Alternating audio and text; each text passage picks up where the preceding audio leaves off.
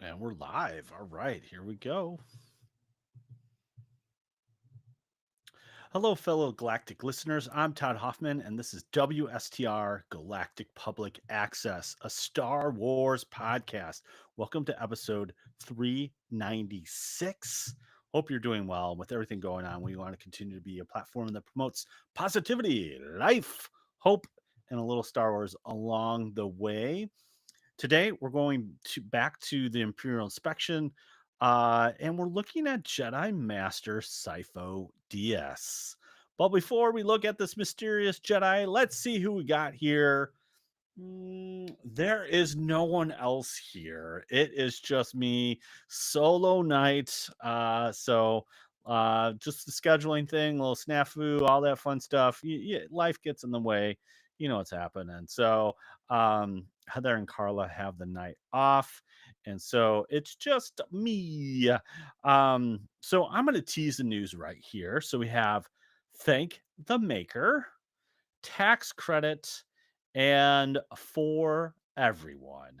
So that is what we're going to be talking about in a little bit with the news. But first up, we got to get to our main topic, and that is Sifo DS. Okay, so here we go. I got to tell you, this one falls into that category of just really somebody that is mentioned in Star Wars. In so when we look at Sifo-Dyas from a movie perspective, it is literally just kind of a couple lines that we know a little bit more about him. But as Obi-Wan is, so this is happening in Attack of Clones.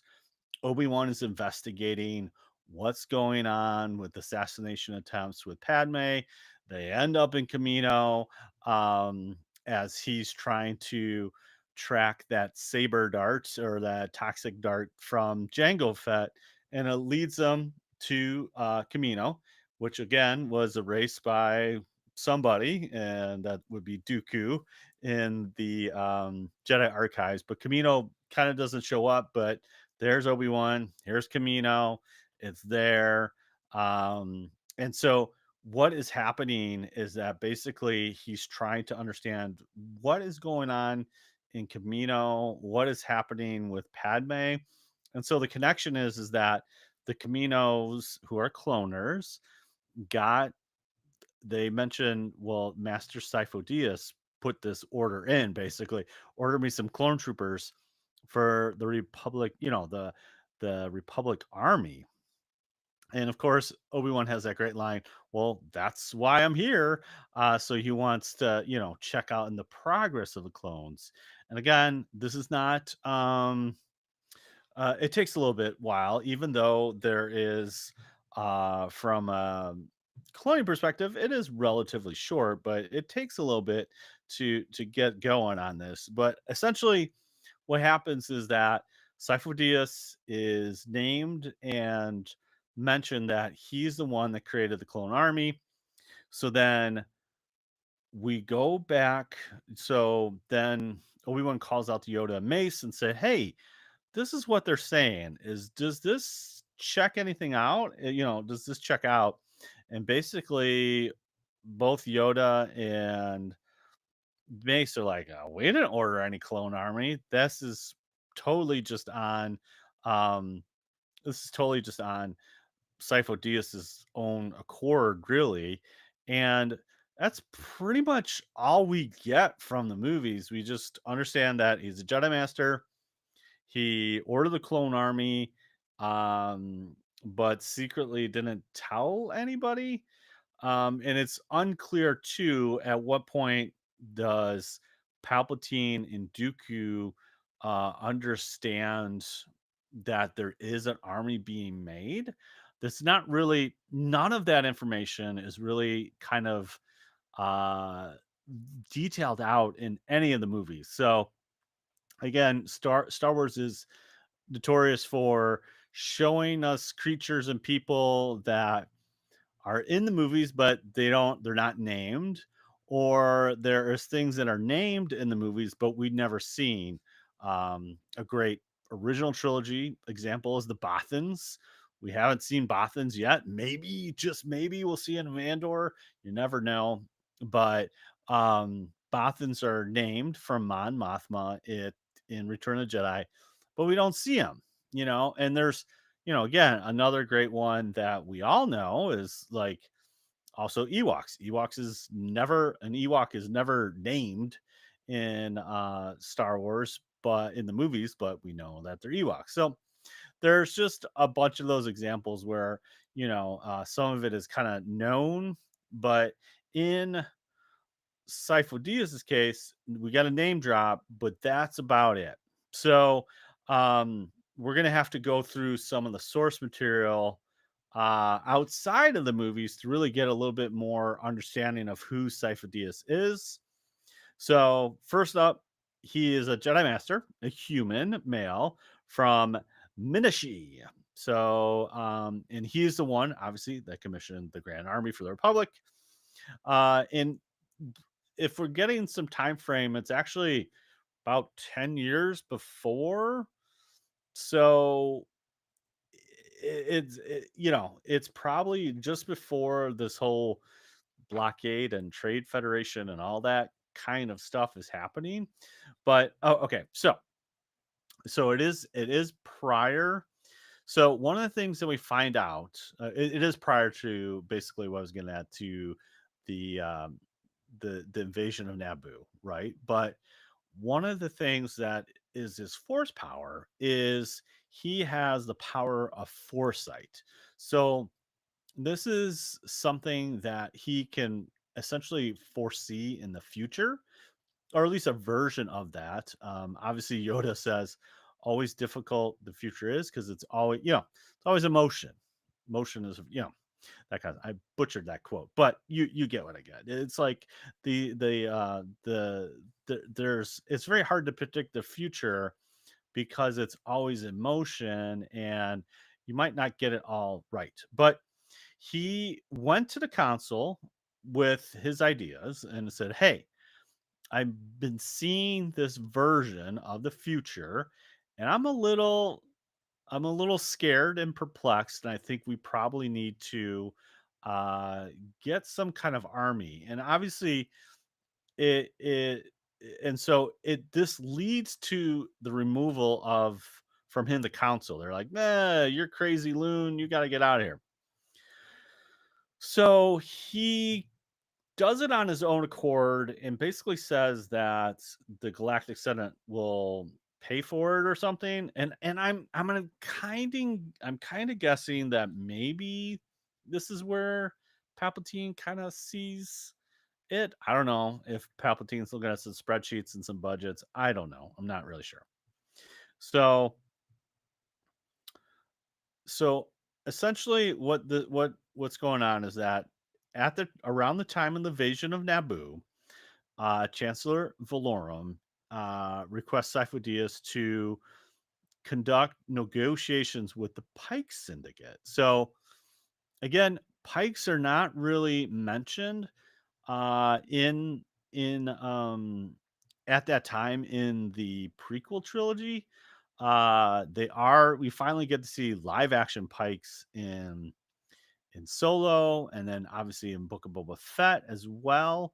And they're featured pretty heavily in the Clone Wars, so it's something that was definitely probably on George's radar about the Pikes, but not really uh, mentioned, at least in that first in the prequels, basically. Okay, um, so he heads to Obadiah, in with Valorum's personal aide Silman. Okay, but however, it's Darth Tyrannus, Count Dooku, uh, who was obviously Sifo-Dyas and him kind of go back.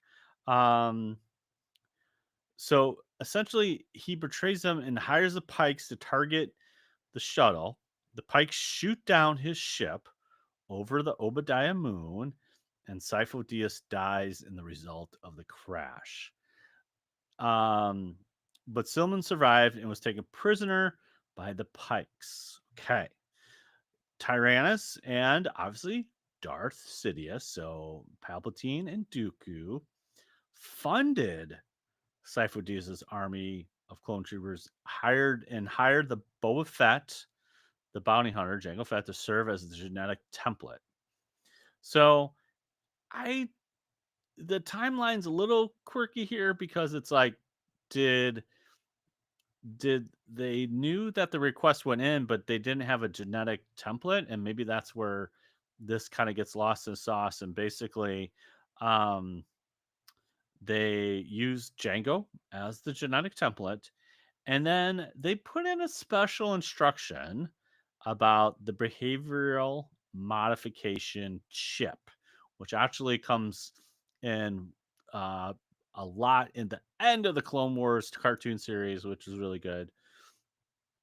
So it says which Sifo-Dyas originally intended to be a safeguard against any treacherous orders given to clones, but it was manipulated to for the Jedi in taking command of the army when the clones wars erupted. So again, it wasn't until much later that the Jedi begin to unravel this kind of Sith conspiracy and unearth the details of Sifo-Dyas' demise. Dun dun dun.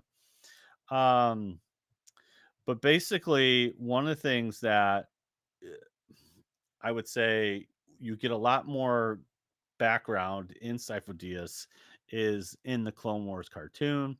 There's a lot more there. So, and then there's a great I'm trying to think. I want to see if it mentions it. I won't get too far. Um, let's see. He let's see. There is a great audiobook. Trying to think what is that called? Of course, I'm gonna. I What is it called? I think it's the Living Force. There's one. There is the Dooku one. Dooku Jedi Lost. Is that it? I can't remember, but he is featured in a couple Clone Wars episodes: Conspiracy, Fugitive. He makes his first appearance in the Lost one. Voices. He appears as a flashback in Yoda's, and then Sacrifice. That's where he appears kind of crazy and vision of Yoda, but or vision that Yoda has. Um, Jeez. I mean, again, there's this great audiobook, and it's about Dooku and it's an audio drama and it's great, but I can't find it right now and it's going to bother me. But, anyways, that's where you get a lot of background and you understand how close Sifo-Dyas and Dooku are.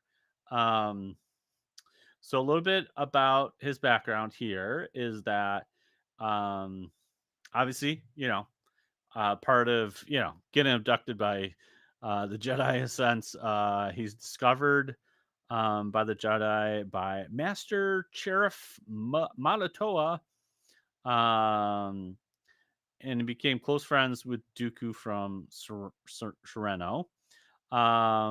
So essentially, this is where we get a little bit more background.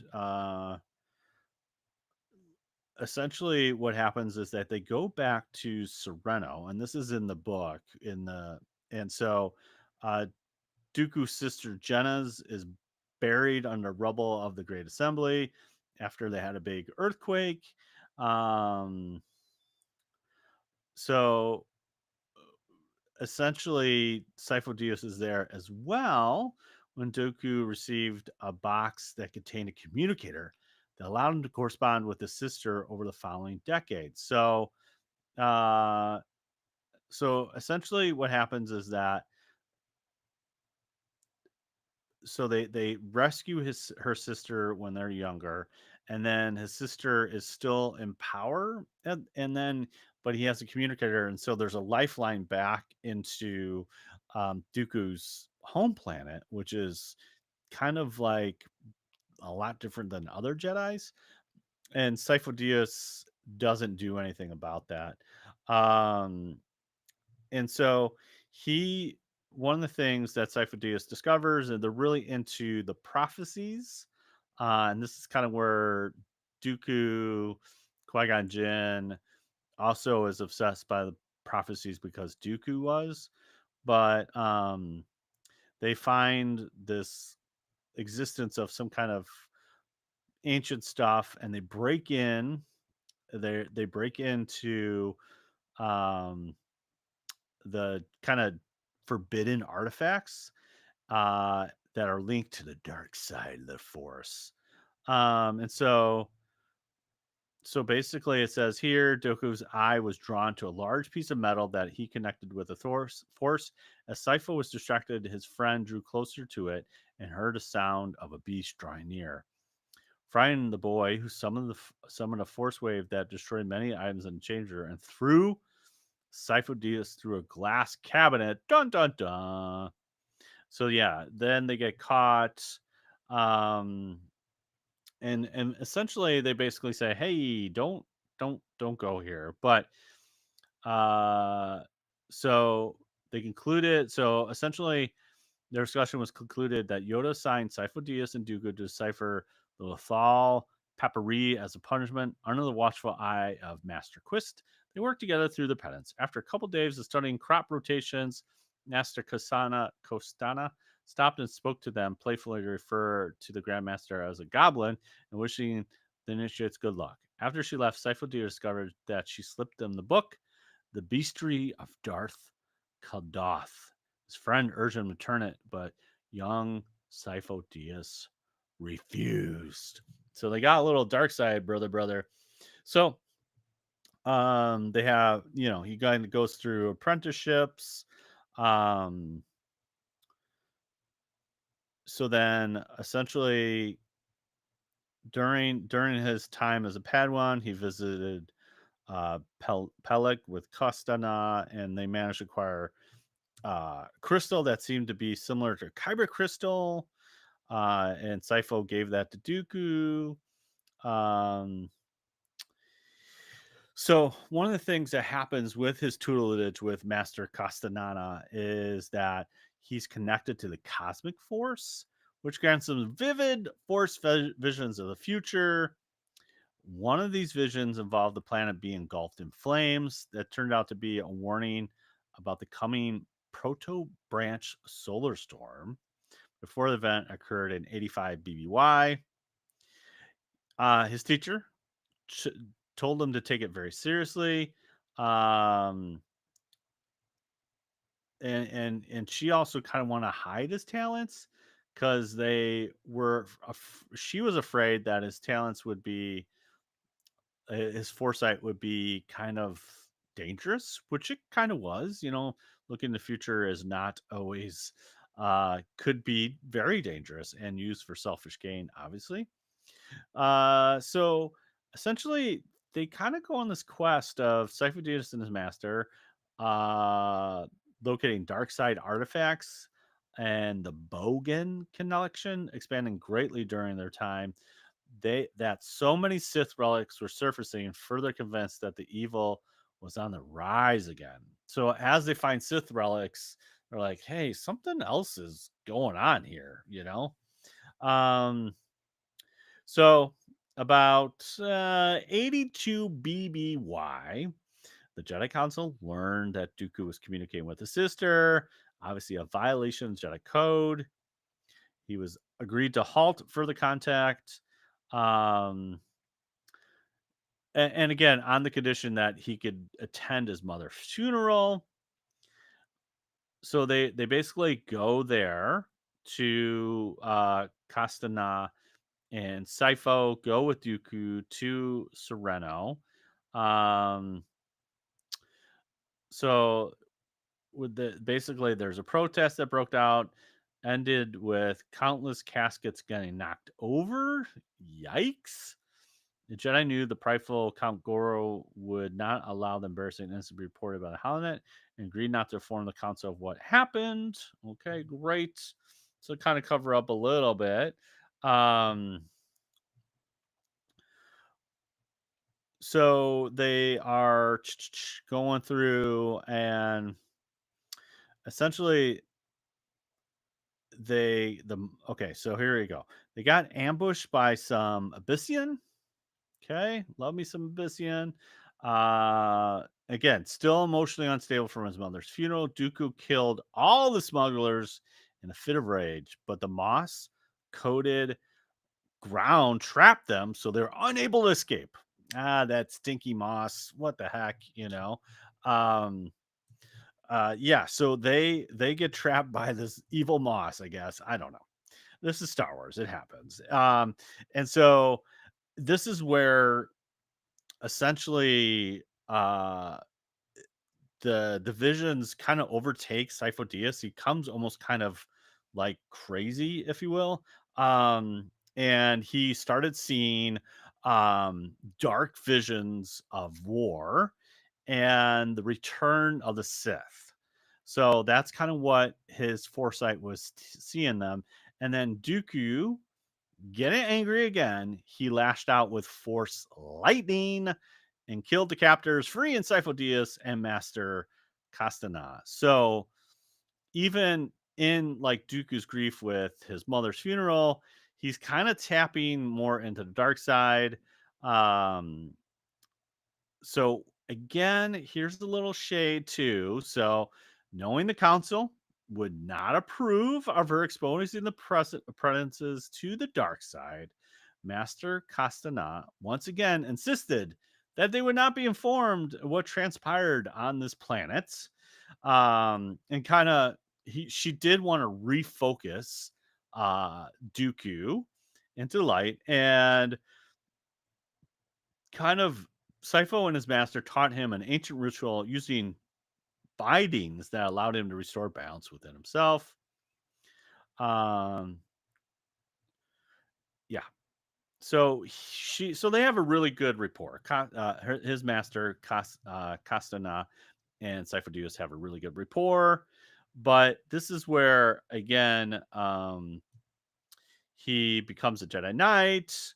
Um, and again, they are back together again, and happens, I believe, in 42 BBY. So again, we're still quite a ways out from even the invasion of Naboo, but we're 42 years out from A New Hope, all that fun stuff. So they they go on a mission that was not sanctioned by the Jedi Council. But they they go in together. Sifo-Dyas and Master Castana took their old friend back to his home world. The ship was shot down, and Sifo was separated from his old master and Dooku during the fight. Things escalated even further when the Jedi was granted another vision of future, one where a large gathering of people were chanting Dooku's name. The unnerved Sifo-Dyas left him unable to participate in the remaining fight, so he's kind of like being taken over again by these visions. It's getting stronger and stronger. Um, Again, trying to just he's trying to Dooku's trying to de-escalate the situation. People are he kind of loses control again, and he's kind of does his own thing with in Sereno. So he kills and basically kills one of these guys that was creating this uprising in Sereno. So the Sereno Civil War is over. Again, Sifo-Dyas witnessed his old friend lay claim to his family's title of Count of Sereno. So now he's kind of in charge. With his sister's support, Jenna's support, the people began to chant his name, which then justifies Sifo-Dyas's Force Vision prediction. Um, and then they were also there and witness Dooku's informing Yoda that he's resigning from the Order, becoming the 20th member of the Lost. Before saying goodbye, promising that they would see each other again. So that kind of ends his relationship with Count Dooku as he's separated from the Order. But there is still a pretty strong connection there. So again, sometime before the invasion of Naboo, tensions were arose between Sifo-Dyas and his fellow council members, and it got to the point where he was barred from recruitment duties, which was part of his job. Uh, and again, it says when the council learned that he often ignored procedures in an effort to swell the ranks of the Jedi Order, which led him to selecting inviable candidates and creating situations that complicated other people's livelihoods. In one notable instance, he sought candidates from an orphanage of Quen, but did not take time to understand their situation, which led to a abandoning of Young, while her friends were taken to the Order, causing to develop an anti-Jedi sentiment that culminated toward her assassinating Jedi later in her life. Oh boy. But he foresees one of the things is that he foresees a full scale conflict and a result started advocating for a creation of an army for the Republic. The rest of the high council is like, dude, you're crazy. You're too extreme. And essentially they remove him from his position. Um, so even though the other Jedi had rejected his part, project, blah blah blah. So we don't really quite again, this is 33 BBY. He contacts the Caminos and was secretly tasking them to grow that clone army. Um Diaz personally commissioned Prime Minister Lala Masu to create the clone force and pretend it was a request from the Galactic Senate. Although it was not known how, again, the Sith found out the project, Dooku had left the Order and became a disciple of Darth Sidious, blah, blah, blah. And Diaz was willing to work with him to create the clone war because the future had Diaz had foreseen. Yeah. So here's the final mission.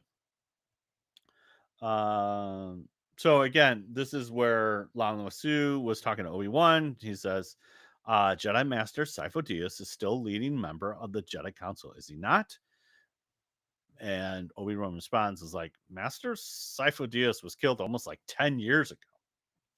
So this is what happens. So 1 year later, 32 BBY, um, uh, Sifo was approached by Valorum to go on a secret mission to planet, Obadiah. And basically, uh, spikes are controlling all the spice. They have all the spice, and they're threatening a full scale war in the underworld of Coruscant.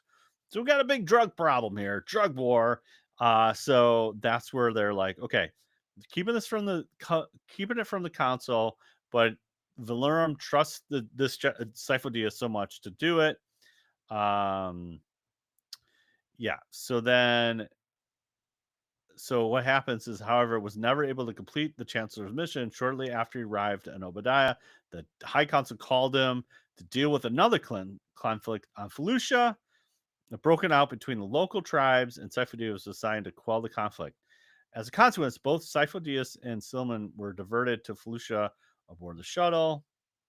And this is where it gets real. So, uh, Sidious needed the Sifo-Dyas clone army for his plot to bring down the Jedi. Dun dun dun.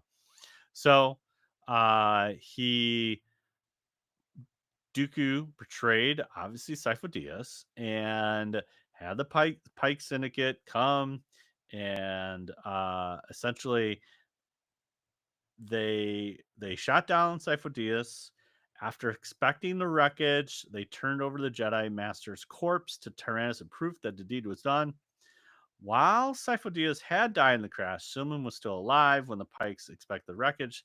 They decided to keep Chancellor Slade locked up in the prison as an insurance agent for future actions by Tyrannus or Count Dooku.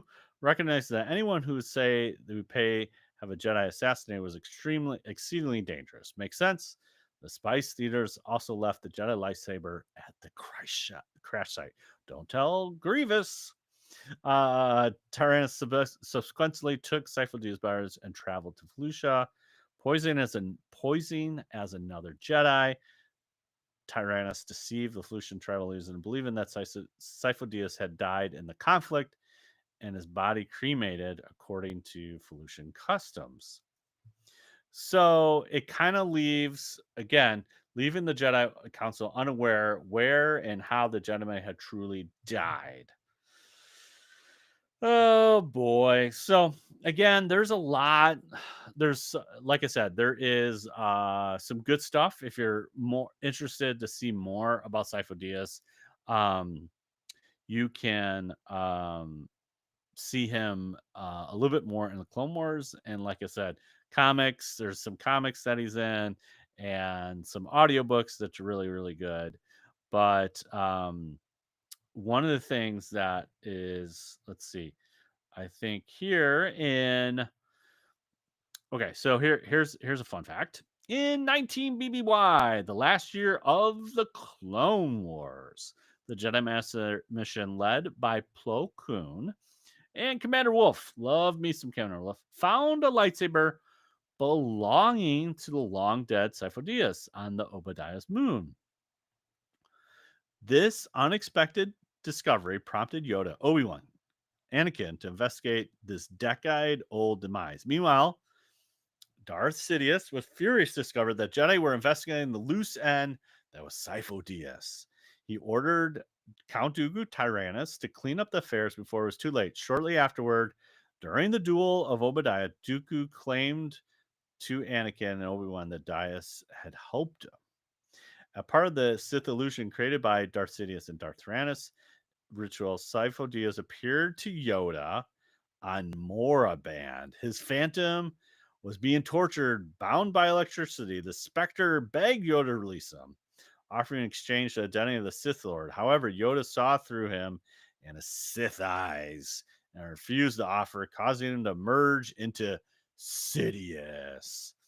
At the end of the war, Chancellor Palpatine, who finally revealed himself as Darth Sidious, shocker, used the biochips and a secret protocol to force Sifo-Dyas' clone army to turn against the Jedi Order, thereby initiating the Great Jedi Purge, which saw the death of several Jedi Masters. In an ironic twist of fate, unknowingly manipulated and deceived by Sith Lords, Sifo-Dyas contributed to the destruction of the Jedi in his effort to save the Order. Yeah, that's not really a great legacy, but that is kind of where Sifo-Dyas is at. Um, yeah, it's just kind of, it's one of those things that he's trying to do a good thing and has all the good intentions, but unbeknownst to him, the intentions were definitely Palpatine manipulating this and using it for his advantage to essentially create a army that is actually against the Jedi, which is again not what you know. Sifo-Dyas saw this thing that happened, and unfortunately, he didn't understand his actions was actually going to cause the thing that happened. So it's kind of that kind of chicken and egg thing. Like, okay, well, if you didn't create the clone army, will there be destruction? Probably with Palpatine at the helm. It might have taken him longer, but now that he had this kind of back pocket thing, and again, the original intention for Sifo-Dyas' biochip was to not to do treacherous stuff, but they flipped it around and made sure like they had a little thing for the Jedi, and tomato tomato was able to say that they are traitors to the Republic, and it was all hell breaks loose after that. So, um, yeah, so there you go. That is Sifo-Dyas. Was he crazy? Maybe a little bit, but overall, he is definitely a legacy, and like many things, he leaves a lasting legacy because he's the one that started the clone army based on his force visions and stuff like that. And so it's kind of it's interesting. He's definitely one of those. He's seen some stuff. They definitely hid some stuff from the Jedi Council, and but the Jedi Council also didn't do him any favors and kicked him out. So yeah, sometimes he's a product of those actions as well, which is kind of crazy. So there you have it, Sifo-Dyas, crazy, kooky Jedi Master, maybe a savior in a sense of, or visionary, but he definitely has a lasting impression on the Star Wars universe. All right. So now it is time for news of the week. All right. So we are talking about a couple things today. So, first one up, this is coming from deadline.com. And this was March 19th. So, yesterday of this recording. Here's the headline: George Lucas to present Empire Strikes Back screening to launch 16th TCM Classic Film Festival. Okay. So, the Star Wars Empire Strikes Back, the second film in the initiative Star Wars trilogy. Got it. Check. Uh, will the 16th annual TCM Classic Film Fest on April 24th. So not too long from here, celebrating its 45th anniversary. Holler. The gala presents an opening night launching the week's fest of showcasing an exclusive program themed around Grand Illusions Fantastic Worlds on film. The Empire Strikes Back is like Godfather 2, Part 2, said Ben Maniqui. I don't know. He's the primetime anchor and official host of the TCM Glass Film Festival. Yes, technically, they're sequels. The second movie of the series, but there's so much more. Empire not only dazzled and delighted Star Wars fans, it pushed the boundaries of filmmaking further, deepening its characters and expanding the most popular cinematic universe of all time. It's true. Not lying. That's right. Let's see what it says. Yes. Okay.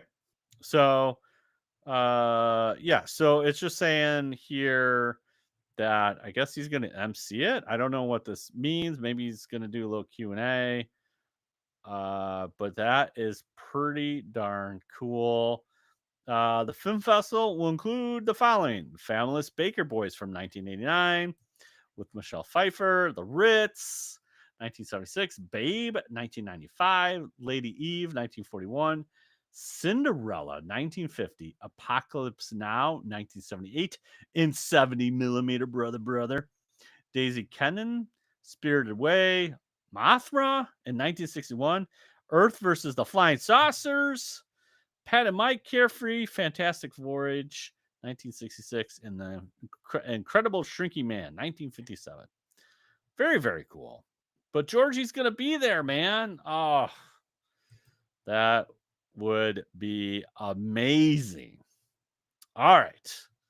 Next up, coming from Collider.com.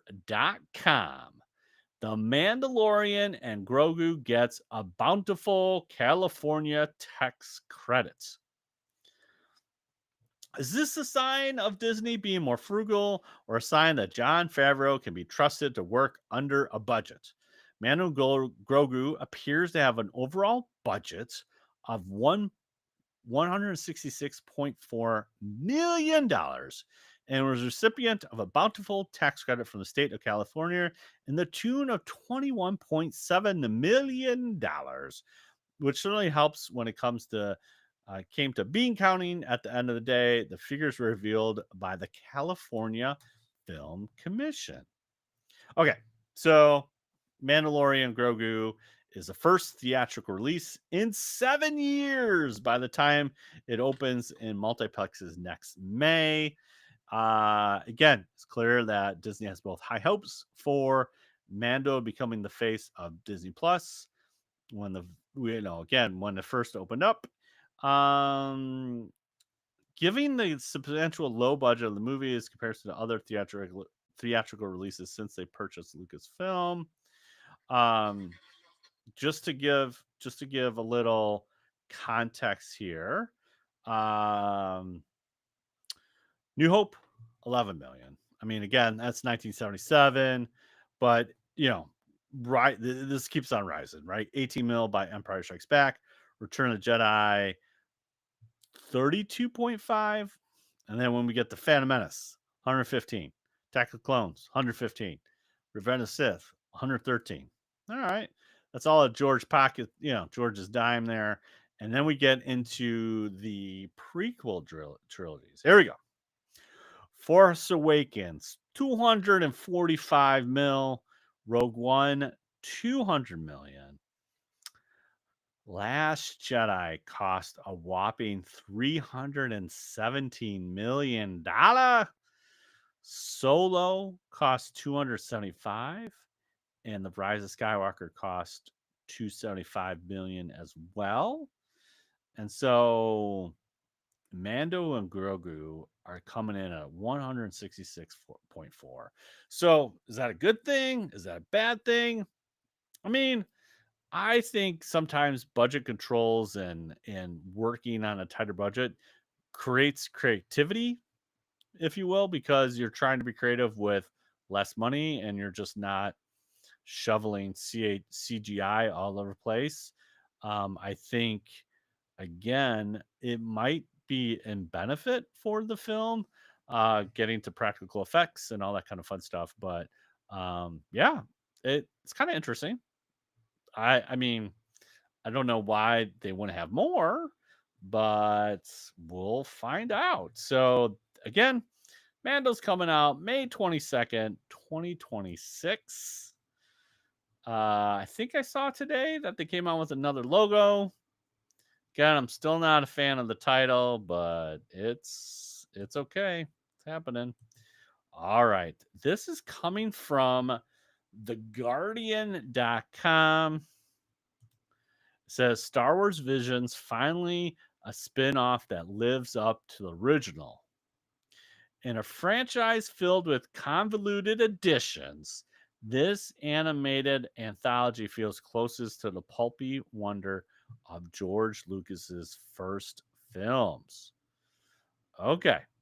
So again, it kind of goes into all the different stuff, now spans 12 films, the television empire, theme track, tie-ins. Um, and again, Lucas was simply trying to adapt his favorite Flash Gordon comics. When that failed, he decided to create his own space opera, is where the origin story of Star Wars. Um, so it says here, when that failed, he decided to create his own space opera, drawing from hodgepodge boyhood obsessions and romantic nostalgia for pirates, wizards, and cowboys. The tense standoff and backwards desert towns of Star Wars were sourced from old school westerns. The Ravaged Kingdom, Succession dramas, and Wheel of Destiny were drawn from the pulpy high fantasies, and a dose of samurai tropes, Buddhist beliefs, and retro futuristic aesthetics. And Lucas has stumbled upon something wholly new. So, again, Star Wars is a melting pot of many different things. Obviously, the franchise expanded. Let's see what else this article says. Um, so so here we go. It says Star Wars Visions is an animated anthology brimming with mysterious geez, mystic lore and breathtaking duels, and a panoply of convoluted, vaguely anonymous spin-offs such as Book of Boba Fett or Ahsoka. Dang. Visions feels both underrated and singularly experimental. Yes, so it kind of keeps on going on, blah blah blah, and then it kind of talks through the different things that we get to see in Star Wars Visions, which is really cool. And then again, you can read the whole article. It's really, really great. But let's get down to the brass tacks here at the end. Okay, read this last paragraph here. So, though Visions presents disparate windows into a vast world, it's unified by a sincere sense of play and boundary pushing visuals. The same engine that has powered Star Wars through the decades. In The Last Jedi, Luke Skywalker revealed that the power of the Force was only limited to the Sith and Jedi, and flows through all things and all people. Visions might embody that sentiment best, with its tales of downtrodden wanderers, Sith runaways, and ordinary villagers clinging on their homelands. Star Wars is truly for everyone. And end the article. So if you want to read this more, it's on guardian.com. I think it was published on March 18th. I mean, Star Wars Visions is great. I agree. It's untethered. There's a lot of great stories. Some of them are quirky, some of them are fun, but it definitely taps into, because they don't have that canonical um, tie-in, there's a lot more room to explore. And obviously, like Ronin, who's the first one in volume one, I mean, it's so good. It's unbelievably good. It's something that I need to revisit back, um, and really take a look at. But yeah, they are really good. They are really good. And volume three will be featured here in a little bit more detail as we get closer to Star Wars Celebration. And I believe it has a panel, and I'm sure we're going to get at least a trailer, maybe some more footage. You never know. All right, well, that's all the news of the week. So now let's go into Cantina Chat. Okay, this is part of the show where we talk about everything geeky and weird. I am geeky and weird. What have I been up to? Okay, well, I shared this last week and I'm still going through it, but I am reading Dungeon Crawler Carl, which is a really, really funny and awesome book. It's really well written. And if you're into video games and dungeon crawlers and stuff like that, it's really good. It's really, I almost said flick. No, it's a really good book. So I would definitely check it out. What else is geeky and weird? Last weekend, I beat the Indiana Jones and the Great Circle video game. Currently, it's only on Xbox, but I believe they are announcing pretty soon a PS5 version that's coming. But if you have an Xbox, you got Game Pass or whatever, even if you don't, you need to check out this game. It is so good. It is like a movie, and I feel like Bethesda and Machine Games and Troy Baker delivered. It was super satisfying. Trent and I had a great time playing this. It was super fun. You felt like Indiana Jones. It looked like Indiana Jones. It sounded like Indiana Jones, but it wasn't Indiana Jones. Is pretty much what it is. But it's so, it's as close as you can get to having another movie, but still has that kind of Raiders of the Lost Ark feel. It's really, really good. So can't recommend it enough. And it's the first game in a very long time, but used to be a big achievement guy. I'm like, I gotta get it. So if you're not familiar, there's achievements in Xbox, there's trophies in PlayStation 5, but they're just like rewards if you do certain things and you collect certain things, or you do something silly, sometimes these achievements pops up. So Xbox historically has up to 1,000. It's kind of the standard for their games. And so I was like, I gotta get 1,000 on 1,000. I gotta get 100%. So I was kind of obsessed with that, and really took my time and really tried to make sure I got every one of them, and I did. So not only did I beat the game, but then pretty much shortly thereafter, because I was so meticulous, I was able to get the 1,000 out of 1,000. So it's been a while since I did that.